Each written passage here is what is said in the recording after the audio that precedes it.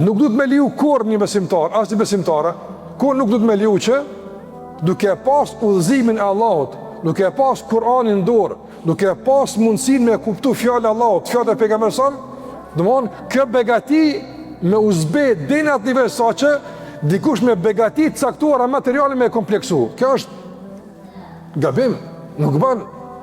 Nga se ku krahasohet begatia e shpalljes, e udhëzimit, begatia e xhenetit me çfarë do begati në dunjë. Andaj Allah tha, fama ente bi ni'mati rabbika. Ti me begatin e Allahut, ty të ka begatu Zoti, ti ka qenë sy, të ka udhëzu.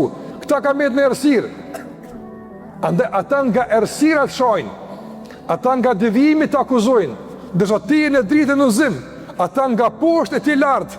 Çka të bëjnë ndonjëherë? Mos u merrni me ta. Në kuptim, mos leja që ata me të pengu, mos leja që këto me qenë pengesa barira që e dopsojnë dinamikën e punës tonë, angazhimit tonë, vazhdimësisë në projekte punët e tua. Kama ente bi ni'mati rabbik. Ty të ka begatuar Allahu azza wa jall.